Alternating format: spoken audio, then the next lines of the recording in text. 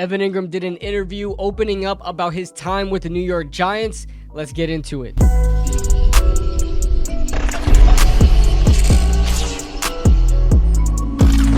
Evan Engram did an interview with Second Wind, a channel here on YouTube. I guess they do podcasts like this. It seems like they go way back, and it was just a great conversation. I'll leave the link to the full interview in the description below so you guys can check it out. But I really want to talk about and break down his time with the New York Giants. Let's go. Well, you've been in the league for what, 6 years now, right? This is just my 6th year, yeah. And you've seen you've been part of the highs and you've been part of the lows. Like, you've seen the crowd roar when you taking that shallow 75 yards against Tampa Bay. I remember that play as well. That was actually Daniel Jones's rookie debut against the Tampa Bay Buccaneers in 2019. First play out of the second half. I believe it was the first play out of second half. Evan Engram takes a drag route and just runs up the left sideline for 75 yards and scores.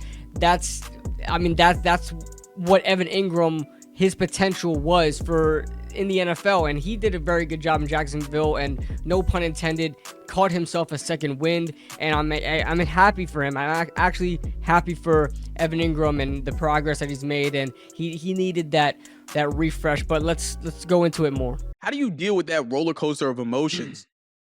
Yeah, no, it was a lot, bro. It was a lot. I knew New York was a big market, a big fan base, a passionate fan base, like diehard, crazy. Like, New Yorkers are just different. They're just different. And obviously there's Giant fans everywhere. It's not just New Yorkers, but it's different. And I just never really took into consideration of just how much bigger the lights are here. That is very true. One of the biggest things that a lot of athletes complain about when it comes to the New York market specifically is the fan base and the media. We will tear you apart. It doesn't matter if you were a 5th string tight end. I mean, if something happens that is you make a bad play, the entirety of New York fan base, so the entirety of New York sports is going to know about it. I mean, that's how big the lights are around here, and that's why Eli was such a great quarterback here, because he talked a little bit more about Eli, but Eli was able to withstand that, and that's why a lot of people respected him, especially in the New York market, and even outside of it. They saw how Eli handled himself, and like a true professional. I mean, he did not let the lights, he didn't let the newspapers, any articles bother him, and Evan Engram speaks to that here. They're just bigger. It's just bigger. You're on a bigger stage. There's higher expectations. There's higher standards, and looking back, I was so oblivious to that. And the first really example that showed me what it was like was Eli, playing with Eli.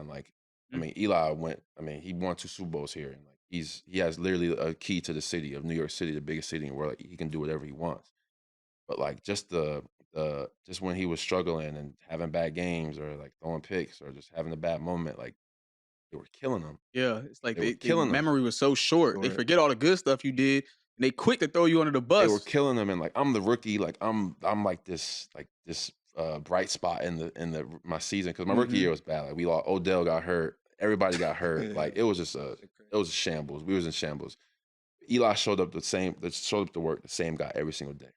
No matter what was in the paper, no matter what was being talked about, no matter what was being said about him, he showed up the same way every single day. And that was the first time that I actually realized where I was at with the performance of when you do good, they love you. When you do bad, they gonna let you know. 2017, I'll always say this, that the 2017 season was probably the worst season I've ever experienced as a Giants fan.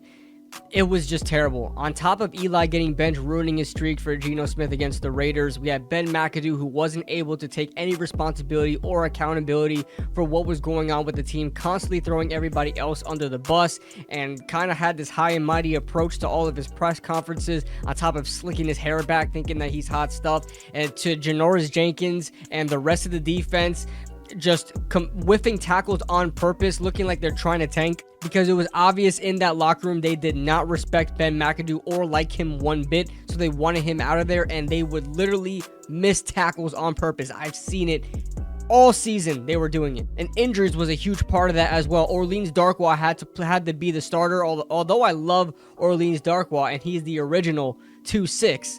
he had to take the reins as starting running back, and he did fairly well. Evan Engram was like a bright spot in that season as well in his rookie season. I believe he finished with like 720 yards or somewhere around 700 yards, and that was like top 10 in all the tight ends receiving. So he was a big bright spot in that, but everybody else got hurt. I believe that's the same season. I could be wrong. I believe that's the same season that Brandon Marshall was there. I could be wrong about that, or was Brandon Marshall 2018? But I know Sterling Shepard got hurt again, and because Sterling Shepard had a really good year, but he got hurt. He got hurt later on, where he was on pace to have one of the best seasons of his career, even now. Odell was hurt for the season, and we just had injuries all over the place. I mean, 2017 was the worst season the Giants have had in recent memory, and by far. That was kind of my wake-up call to it. And then I started dealing with some injury stuff. And like, obviously, when you get hurt, like, I'm not purposely trying to get hurt. Media just gonna attack that. Oh, bro, they was killing me. Yeah, like fans too, though. Like they don't even know, and they just be blowing y'all social media. Like, and I'm like, when I'm on the field, I was balling. Like I was like, when I was healthy, I was doing my thing. But when I was hurt, like obviously, I'm not playing. So like, people were killing me, and so like, that's when I was like, that was my first taste of it. Like, okay, like it's different.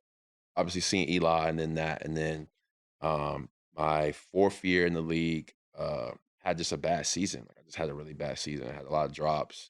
Had some key drops in some big games, like that. Like at the end of the day, hurt my team, and like it wasn't, it wasn't just one play that killed a lot of stuff. But I had a bad season, and they killed me. It is what it is. Like that was like I was getting killed, and like there was a moment where I kind of lost control of like myself in that, like. Because like you can go through adversity, but once you start doubting yourself, like just up here, you can like that's when you lose. Yeah. That's when you lose because people gonna talk about you all the time. Like you're not gonna please everybody. But once you start doubting yourself in your head, that's when fear, doubt creeps in. That's when like you can't perform at your highest. Like your muscles are just naturally tense. Like 100%. You're overthinking instead of just you're not being that, like you're not being yourself. So this is exactly what I thought happened to Evan Engram. If you look at guys like Kenny Golladay as well, yes, they were battling injuries. Evan Engram and him both were battling injuries, but that wasn't the reason why they were dropping passes. Is that when you make one bad drop, it could potentially lead to a downfall for the rest of your season, because it all matters about how you respond to it and the support you receive. A lot of times, especially if you look at these high school, college coaches, they always say in these interviews, like, or even the players, they always say, coach, chewed me out for dropping that pass, but you know what happened? Coach went to me, he called a play for me the very next play, like to get my confidence back. It all depends on the support that you have around you, and with the New York fan base and how toxic they can be, let's be honest, we can kill a player and it's like we give no support after that, and automatically he's just a terrible player, and those players start to believe it themselves. Now we could always say, well, he just doesn't have a strong mindset, but you put yourself in that position and I guarantee you it is very hard to come out of. Same thing is what I think happened to Kenny Golladay. He had a couple of bad drops, and from there on he just could not get back going. Like there was a point last year where he made a catch like on a 10-yard dig route wide open, and like the whole crowd was cheering for him because he actually made a catch, and he was even surprised he made that catch as well. And there's been points where he was dropping wide open passes as well because he's just in that mental state. I could speak to that as well. As you guys know, I play flag football down here in Florida. In Florida, we take football extremely seriously, and there have been times, a couple of seasons actually, I think it lasted like 2 seasons, I was in my drought. I had a couple of bad drops, and I just couldn't catch a ball. Maybe like when my adrenaline was kicking and I had to catch a ball in traffic, maybe I would do that, but I just couldn't catch easy passes. I was constantly overthinking myself, and then I had to pull myself together and just say, yo, you don't drop passes. You don't do that. The next season, my team always stuck with me, and I'm fine now. I mean, it's just it's not the ability or lack of ability to catch a ball. It's all about your mental state of mind. And that's what I really think happened with Evan Engram. And that is exactly why he went to Jacksonville and he was dropping passes in practice. And it's like something kicked in where the support around him, the fan base were supporting him, something that the New York Giants media did not do, including myself. I take responsibility. I was chewing up Evan Engram as well. But Jacksonville embraced him. Jacksonville defended him. And look what happened. He had a great season. He went off, especially towards the end of the season, and had a great playoff run. I mean, he did very well, and he showed what he was able to do. And I'm happy that Evan Engram was able to catch a second win. I'm happy that Evan Engram was able to get back on his feet. And I support him, man. He turned me into a believer. Let me tell you, I'm always that type of person, guys. I would, if I dislike a player, it's not because I dislike them just to dislike them. It's because they didn't show me enough on the field. But if they redeem themselves, I'm automatically their fan. Same thing what happened with Nick Gates. Nick Gates was a guy that everybody fell in love with for whatever reason, but to me, he just wasn't that good. But he progressed as season went on. He proved me wrong. Same thing like with Lamar Jackson, what he was able to do. Jalen Hurts, and now Evan Engram. So listen, there are times where I'm very critical of players, but if they redeem themselves, if they fix whatever it is that was wrong, and they acknowledge what their issue was, hey, I'm all on board, man. Evan Engram, congrats to you, bro. Like I said earlier, like I wouldn't change a thing about my time in New York, because that year changed who I was as a man, as a football player, as just as the husband I'm about to be soon. Like, Congrats. Yeah, Congrats. man. That's Big fire, time, man. That's Sure. fire, That's big time. yeah, man. I got me one, man. I got me one. Soon to be a father. Like, I'll be a father one day. Like, we're not expecting, but eventually, eventually I'm gonna be a dad. Like, so, like you said, like everything happens for a reason, good or bad. Like, I went through a lot of bad shit that put me to where I am now mentally. Like how strong I am now mentally, how strong I am now, like in my faith, and just how I operate now, how I walk. Like, I wouldn't change it for a thing. So, like, my time in New York, like, obviously I wish it was better. Like, I wish we won a lot of games. I wish we were in the playoffs, competing, like making Super Bowl runs. Like, my best friends, Say, Shep, DJ, like guys I met here, like I still have a relationship with. Like, I wish like it was better with them. But like I said, everything happens for a reason. And it was New York I still love this place. I still love the city, and like the organization, the mayor family, and all the coaches I had. Like, it's a top class spot. Definitely wish it was better while I was here, but like everything happens for a reason, and like I wouldn't change a thing about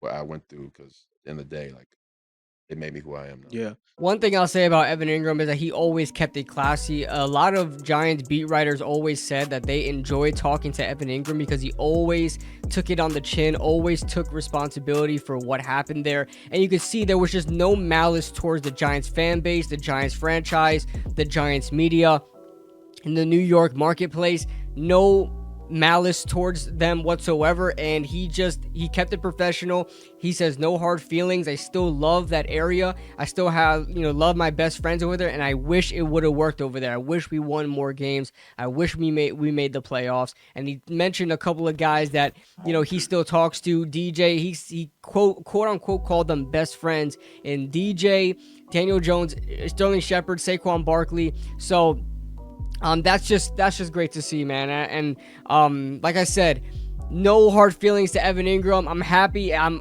definitely rooting for him in Jacksonville. Hope he gets a major contract, and wherever he goes, if he remains in Jacksonville under that franchise tag, if he gets a big deal in Jacksonville or not, I'll be a supporter of him. And congrats to him of getting married and soon to be a father. So that being said, guys, that is, like I said, the link for the full podcast. You guys, I encourage you guys to watch it. It's actually a really good podcast, really good insight into just a football player's perspective on getting back on his feet, starting all over again with a new team, and things like that, and his college days as well. So that being said, guys, let me know your thoughts in the comment section below. Shout out to Second Win for the interview, and I'll see you guys in the next video.